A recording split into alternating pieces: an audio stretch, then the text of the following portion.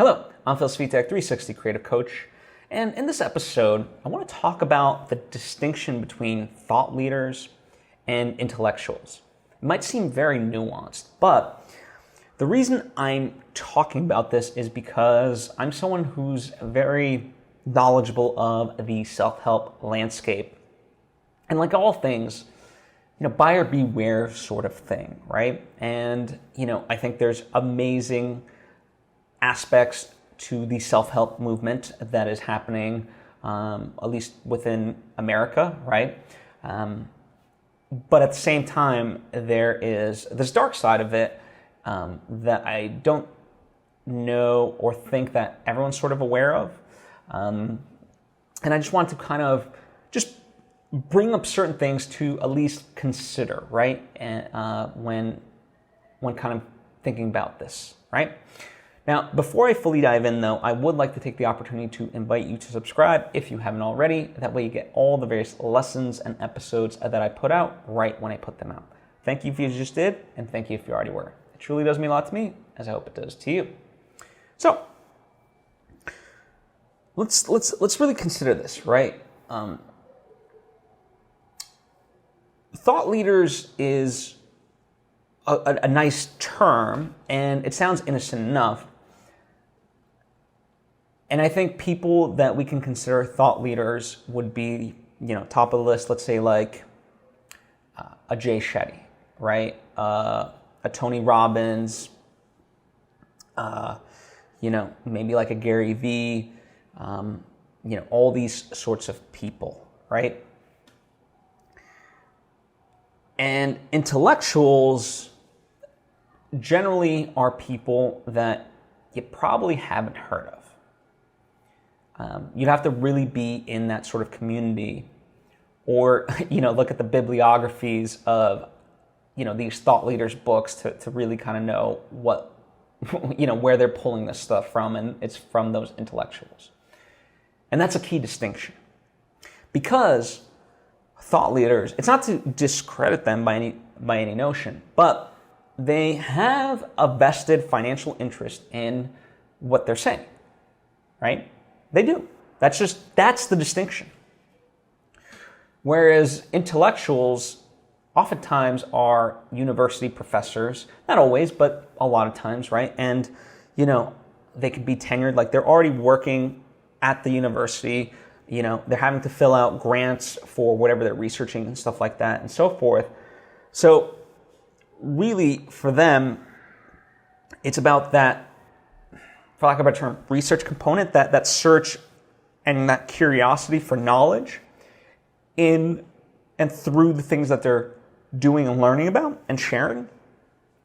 Versus, like I said, a Tony Robbins, it's not to say by any means what he's saying and teaching isn't correct and isn't beneficial, but there is a vested interest for him to sign you up towards his seminars, buy his books, and all that stuff, right? And he owns many, many businesses and yada, yada, yada.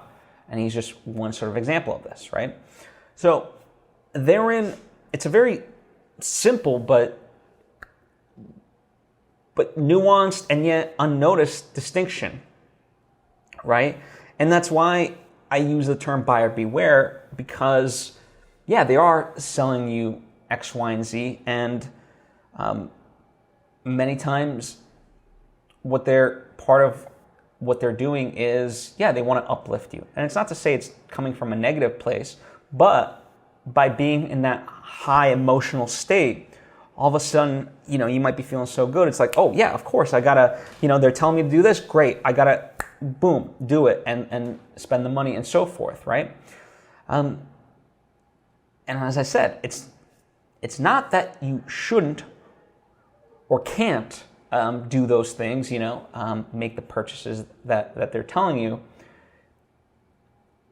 But it's saying, I'm trying to create a little bit of a space so you're not reacting, but rather responding. Is this something that does in fact align with you? Is this something that makes sense for you that you want to pursue, and so forth? And I think, where it gets really insidious oftentimes is in the self-help space, something that you haven't even considered, all of a sudden, they create this gap in your life of like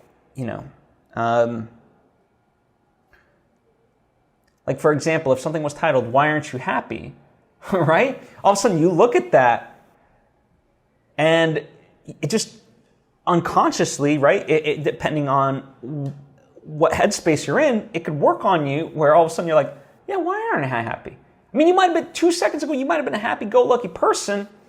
And now all of a sudden, just by posing the question in that way, why aren't you happy? It's got you thinking of reasons you might not be happy. And of course, the promise on their part is it will give you those reasons and it will solve your life and so you can be happy. But the irony is maybe you weren't unhappy. Or yeah, maybe you weren't unhappy. And that's why it's important, is because you don't, especially in that initial stage, you want to make sure that whatever it is that they might actually be selling you on is something that you actually do want and need, versus this instinctual thing of like, that, like, just, it could be for parents, right? Like, I don't know, like truly in the insidious thing, like top 10 reasons why you're a bad parent, right? Now, if you're a parent and you had any sort of self-doubt already, if you were a bad parent, now all of a sudden you're checking this thing out and trying to cross-reference of like, holy crap, am I a bad parent? And any like similarity on that list of top 10 things, now all of a sudden, they've opened you up in this way to just essentially cracking you wide open and potentially owning you, right? And that's again, I'm not saying people are doing like the people within this space, the majority are doing this, but these are certainly tactics, and we must be careful. It's not a one-to-one analogy, but there's an incredible book called Trust Me, I'm Lying that Ryan Holiday wrote, and it teaches about essentially how he manipulated the news system to put out whatever message he wanted.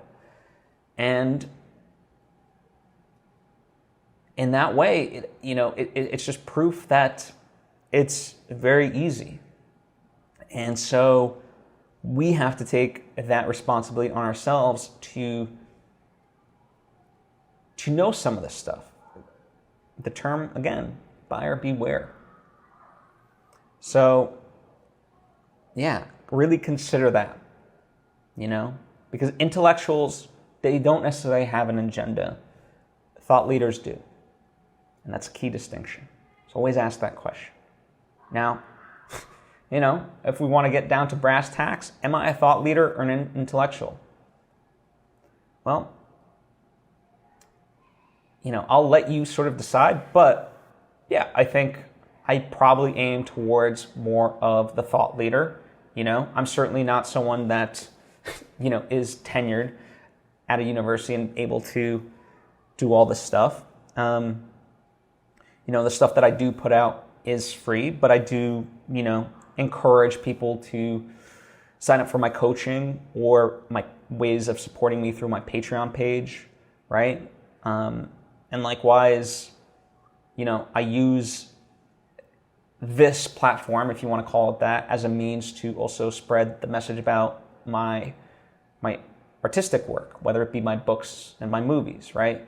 Now, they might not have anything to do with this particularly, but by getting to create that stuff, I learn and I share it here, right? So it is sort of intertwined. So that's why if I'm being honest, it feels wrong to say I'm a thought leader because it implies that I'm smarter than I am, or like putting myself more on a pedestal. But if we're just getting down to like the brass tacks of the meaning, then yes, I'm a thought leader versus an intellectual, right? So I just wanted to kind of be forthright about that and not just, put all this out there and hide behind a veil and pretend to be something I'm not, right? So thank you so much. I truly appreciate you. As always, feel free to comment down below with any questions or thoughts of your own. Would love to hear them, or hit me up on social media at Svitek. Thank you so much. I appreciate you. I hope to see you next time.